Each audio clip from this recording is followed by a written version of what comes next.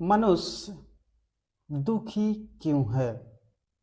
मनुष्य की दुखी का कारण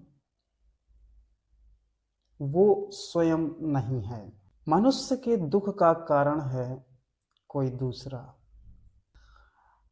हम जितने लोगों से मिले हैं उसमें से चाहे कोई छोटा हो या छोटे पद पर हो या कोई बड़े पद पर हो, वो भी व्यक्ति दुखी है। दुख का कारण यदि आप उनसे पूछें या आप अपने दुख का कारण खोजें तो आप पाएंगे कि आप अपने से कम दुखी हैं, दूसरों की वजह से आप ज्यादा दुखी हैं। क्योंकि मनुष्य मनुष्य का पहला धर्म है कि वो अपने लिए जिए। क्योंकि कोई यदि व्यक्ति बीमार है तो वो दूसरे की मदद नहीं कर सकता है। कोई स्वस्थ व्यक्ति ही दूसरे व्यक्ति की मदद कर सकता है। कोई दुखी व्यक्ति दूसरे को सुख कैसे दे सकता है? जब आप सुख होंगे, जब आप सुखी होंगे, तभी तो आप सुख बांट सकते हैं। क्योंकि जो आपके पास होगा आप वही बांटेंगे। आपके पास सुख है, आनंद है, स्वाभाविक है कि आप सुख और आनंद बांटेंगे। आपके पास टेंशन है, दुख है, समस्या है, तो आप वही बांटेंगे। इतना सब कुछ होते हुए भी दुख क्यों है? दुख का एक ही कारण समझ में आता है कि व्यक्ति दूसरे के लिए जी रहा है। व्यक्ति का पहला धर्म है कि वो अपने लिए जिए, सबसे पहला धर्म है। क्योंकि जब वो जिएगा स्वयं के लिए, स्वस्थ रहेगा, तभी तो वो दूसरे के लिए जी पाएगा। पहले व्यक्ति को अपने स्वास्थ्य, अपने खाने पीने की, अपने वस्त्रों की, अपनी जो भी जरूरतें हैं, जो परम जरूरतें हैं, जिनके बिना चलना संभव नहीं है, उनको पूर्ण करे। और पहले अपने मन को स्वस्थ करे, अपने मन को सुख और आनंद से भरे। तभी उसका परिवार, तभी उसका समाज, तभी उसका देश सुख और आनंद की राह पर निकल सकता है। यहाँ पर हर कोई व्यक्ति दुखी है। कोई अधिकारी है तो वो भी टेंशन है, कोई एक किसान है वो भी टेंशन है, क्योंकि कोई एक मजदूर है वो भी टेंशन है। उसका कारण है कि उसको सबसे पहले दूसरे की चिंता है। एक व्यक्ति जो काफी बड़े अधिकारी हैं, उनके पास सब कुछ है, गाड़ी है, बंगला है, बैंक बैलेंस है, सब कुछ है, लेकिन वो अपने बच्चे की टेंशन में ही उस जो भी सुविधाएं हैं उनका उपयोग नहीं कर पा रहे हैं। इसका कारण है कि व्यक्ति को पहले स्वयं खुश होना चाहिए। जो व्यक्ति टेंशन में है, जो व्यक्ति मानसिक विकारों से घिरा हुआ है, वो व्यक्ति ना तो वो दिखावे में भले ही सुख बांट रहा हो, लेकिन उसके पीछे दुख ही बांट रहा है।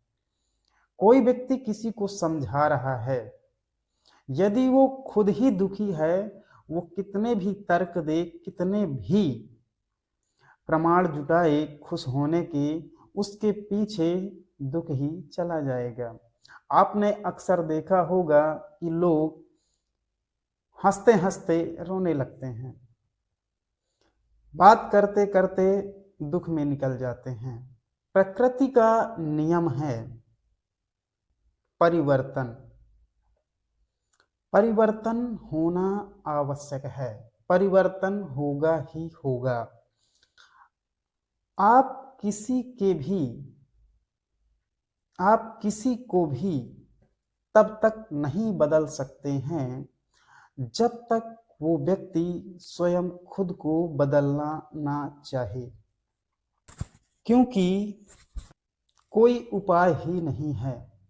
आप किसी को कुछ बोल रहे हैं, कुछ समझा रहे हैं, वो उसके कान भले ही खुले हों, उसकी आवाज भले ही उसके कान तक पहुंच रही हो, लेकिन यदि वो ना सुनना चाहे तो वो आपकी बात नहीं सुनेगा, क्योंकि इसका कोई उपाय नहीं है।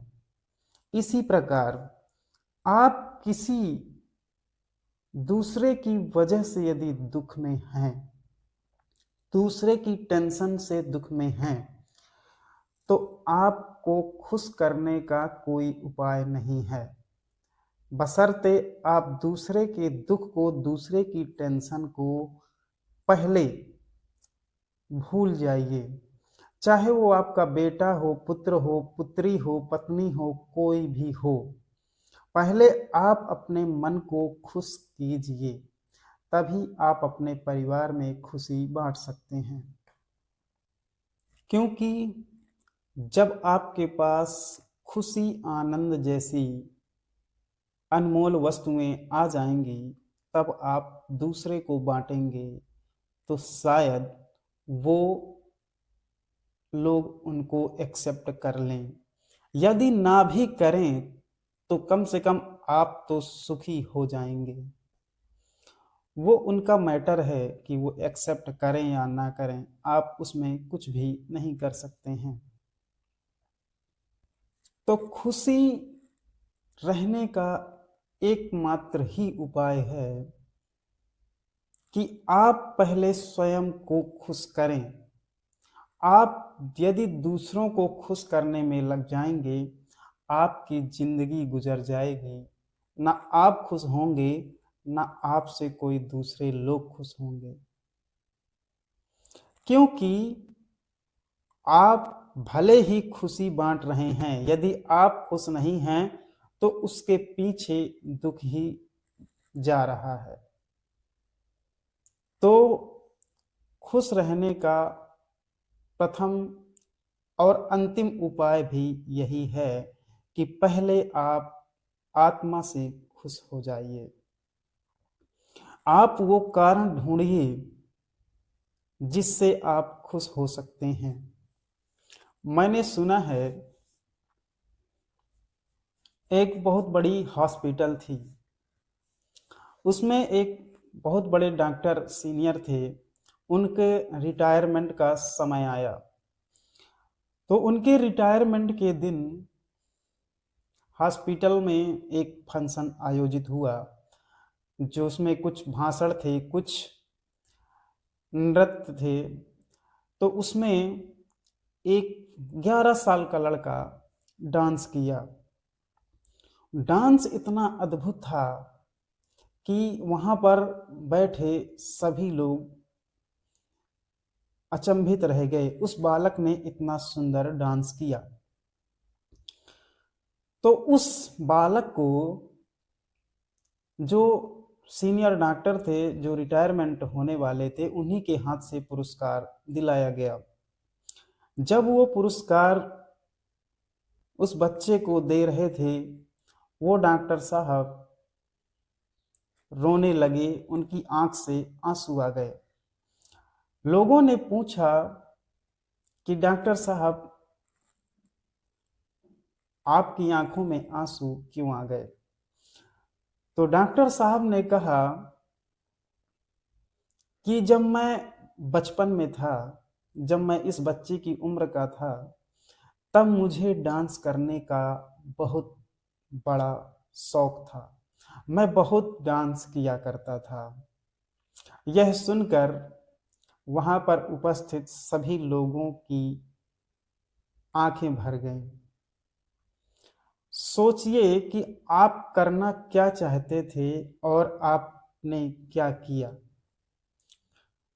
होता है, अक्सर होता है कि हम जीवन में कुछ करना चाहते हैं, लेकिन हमारी परिस्थिति, हमारी कंडीशन, कुछ भौतिक या कुछ घरेलू बाधाओं की वजह से आदमी को कुछ अलग रास्ते पर निकलना पड़ता है।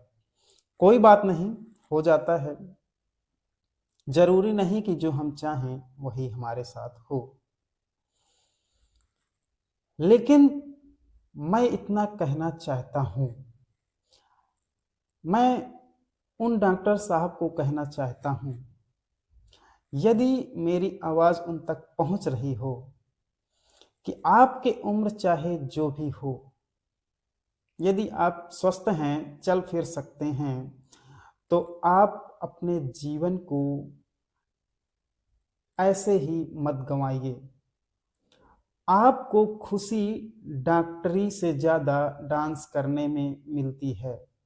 तो आपके घर में नाती पोते जो भी छोटे बच्चे हैं, या तो उनके, या फिर यदि आप ऐसा नहीं कर सकते हैं, तो आप कोई अपने हॉल में बंद करके आपको जो भी गाने पसंद हैं उसमें से 1 घंटा 2 घंटा, जिसमें आपको जितनी आपके अंदर ऊर्जा है, उस भाव से आप आगे का जीवन जिए, तो आपका इस धरती पर आना सफल हो जाएगा।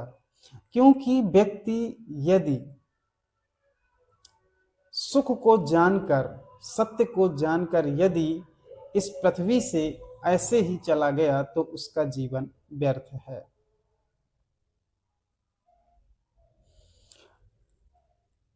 तो आप उस डांस को अवश्य करिए। जो भी मित्र आज किसी कारणवश दूसरी या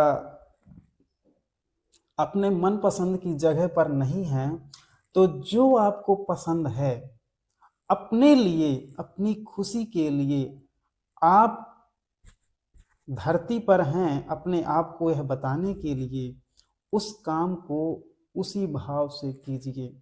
किसी को म्यूजिक पसंद है, उसको गाइए। किसी को बोलना पसंद है, बोलिए। किसी को डांस करना पसंद है, डांस करिए।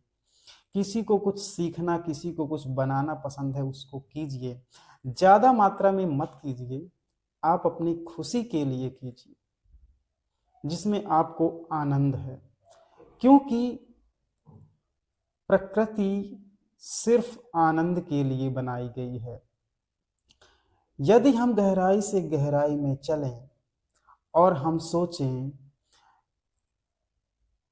मनोवैज्ञानिक दृष्टि से या किसी आध्यात्मिक दृष्टि से, हम इस बात पर चले जाएं कि ये हवाएं क्यों चल रही हैं, ये पहाड़ क्यों हैं, ये पृथ्वी पर महासागर, ये नदियां क्यों बह रही हैं, यह सूर्य क्यों निकलता है, ये इसे हम आध्यात्मिक दृष्टि या मनोवैज्ञानिक दृष्टि दोनों से यदि कोई व्यक्ति इस सफर पर निकल जाता है, तो वो व्यक्ति यह सोच पाता है कि ये जो भी सब कुछ हो रहा है, क्यों हो रहा है। लोगों का जन्म हो रहा है, मृत्यु हो रही है, लोग सुखी हो रहे हैं, लोग दुखी हो रहे हैं, सूर्य का प्रकाश फैल रहा है, सुबह हो रही है, अंधकार हो रही है।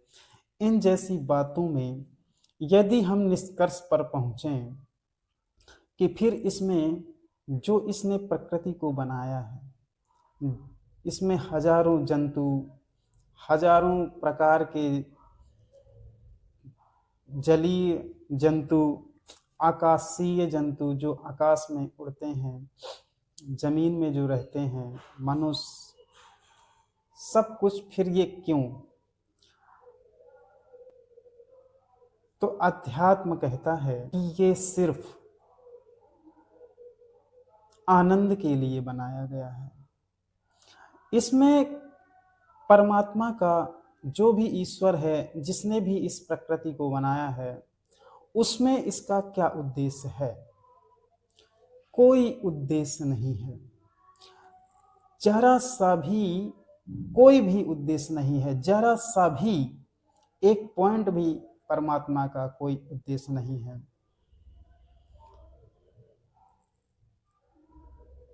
पर्पजलेस, अर्थात सिर्फ आनंद के लिए बनाई गई है दुनिया। बना लेने में ही आनंद है, और आनंद हमेशा, याद रखिए, पर्पजलेस होता है। आनंद हमेशा उद्देश्यहीन होता है। किसी उद्देश्य से कोई आनंद नहीं होता है। आपको आनंद, जो सुख होगा, वो सिर्फ आपको कर लेने में आनंद है। चीन में एक बहुत बड़े कलाकार हुए जो चित्र बनाते थे। वो व्यक्ति चित्र का इतना दीवाना था कि वो किसी भी व्यक्ति की हूबहू पेंटिंग बना सकता था। प्रकृति की ऐसी ऐसी चित्र बनाता था कि वो उसको देखकर लोग चकित रह जाते थे। तो एक मित्र ने उनसे पूछा कि आप ने जो चित्र बनाया है कितने में बिकते हैं? 1000 रुपए, 10,000 रुपए, 1,00,000 रुपए। उन्होंने कहा कि मेरा चित्र आज तक कोई नहीं बिका है। तो उन्होंने कहा कि आप बहुत पैसे वाले होंगे।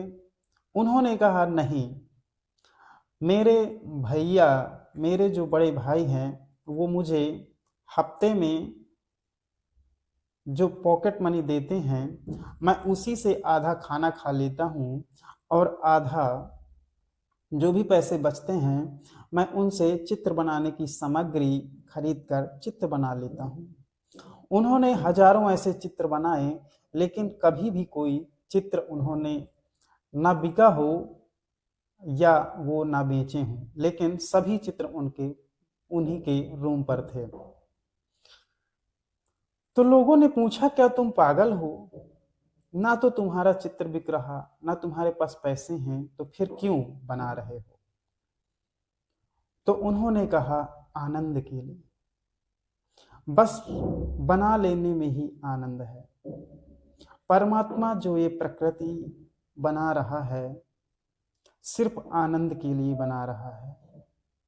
व्यक्ति किस तरह का स्वभाव, किस तरह का बिहेव कर रहा है, वह परमात्मा उसको देखकर हंसता है, मुस्कुराता है, देखता है कि इतने छोटे से जीवन में व्यक्ति कितना कुछ समेटना चाहता है, और जो मैंने उसको दिया है आनंद, उसको छोड़कर वो छोटे मोटे आनंद में फंसा हुआ है, और उसमें भी वो दुखी है। अगर जो आपको छोटे मोटे आनंद से भी आनंद मिले तो भी कोई बात है, उसमें भी व्यक्ति दुखी है, तो फिर क्या मतलब है? इसलिए उस आनंद को, उस परमानंद को अपने अंदर उतारिए, जिससे आपका जीवन सफल हो, जिससे आपके जीवन में सुख और आनंद का अनुभव हो। सर्वप्रथम आपका यही कर्तव्य है कि आप पहले अपने लिए जिए, अपने खुशी के लिए, तभी आप दूसरों को खुश दे सकते हैं, खुशी दे सकते हैं। यदि आप खुश नहीं हैं तो दूसरे को आप खुशी कैसे दे सकते हैं? बहुत बहुत नमस्कार।